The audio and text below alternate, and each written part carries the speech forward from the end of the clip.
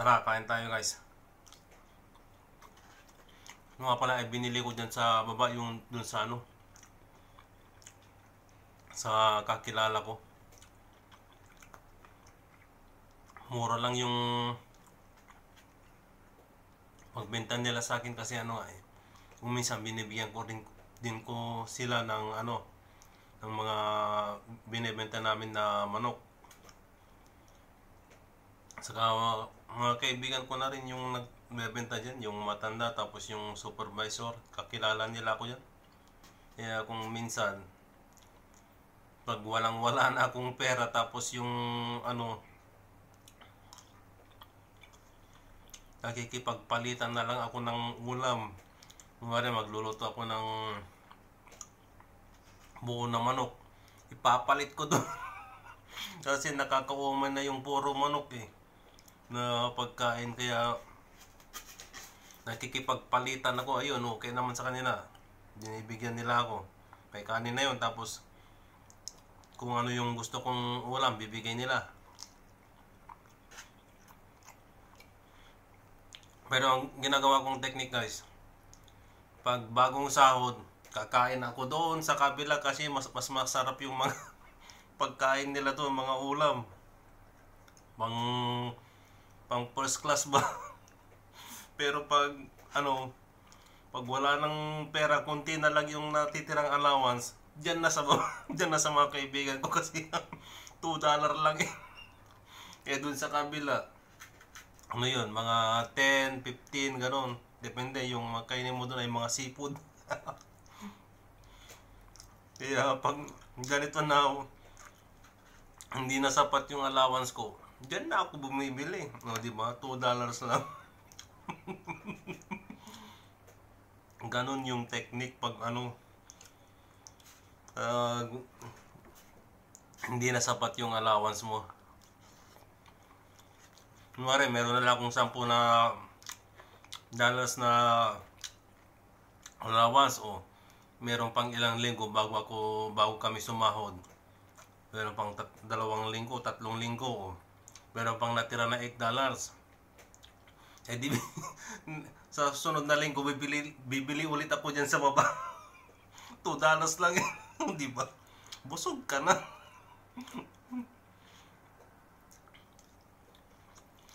Ganon yung technique ko bilang OFW dito guys. Yung walang-wala na. Paano kung allowance?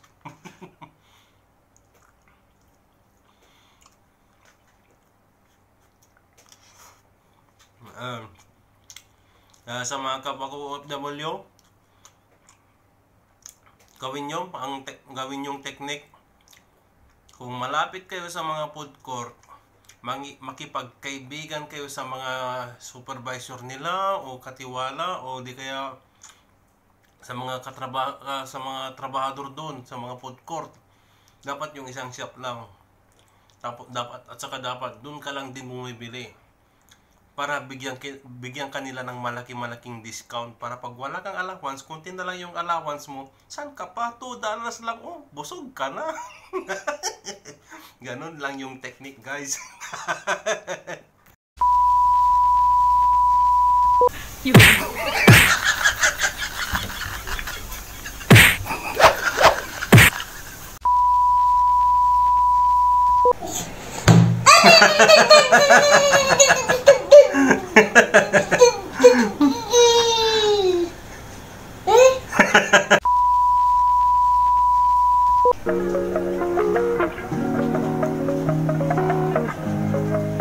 Ito naman ay gwapo versus medyo pangit.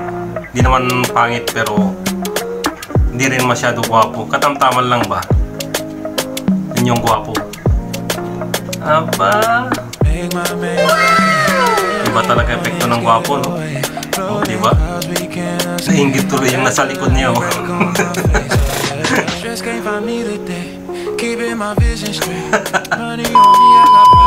Ito naman yung medyo pangit, hindi rin masyado gwapo, katamtaman. Oh no!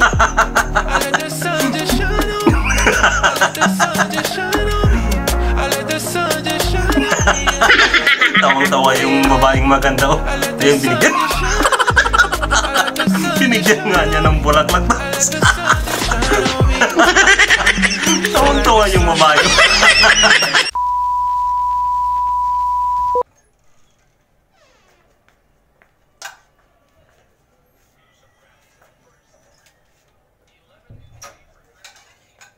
Non, aujourd'hui aussi, c'est un...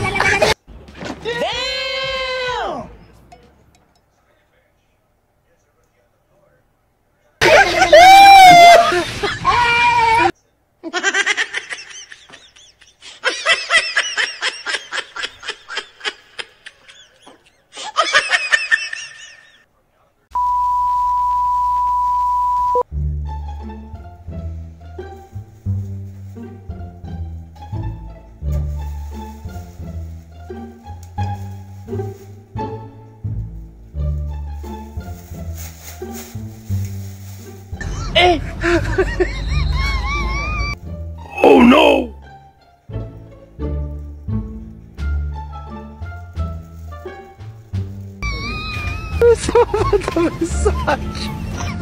Ah, sarap!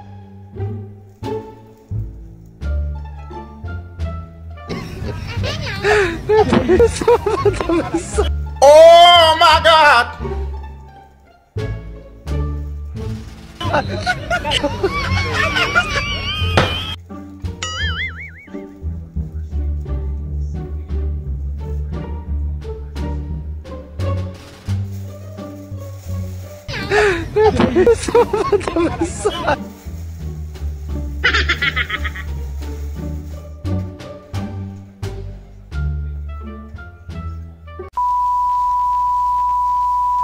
Anong anyong tubig ang alam nyo? Alam nyo yung anyong tubig? Tubig, mineral. Mineral? Mineral. Okay. Ripo. Ang iba't ibang anyong tubig ay katulad ng... Correct! Dagat, Ilog. ilog, Ripo. Gripo. Mineral. dagat, ilog, ano pa? Yung may tubig. Walangi. Ulangi, that's ilog, ulangi. What else? Yung anong tubig?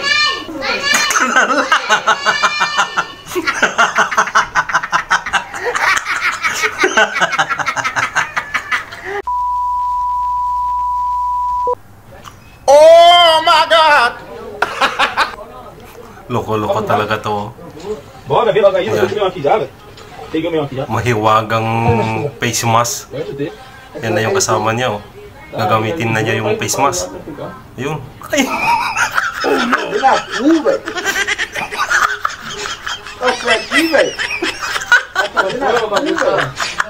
Mabango siguro.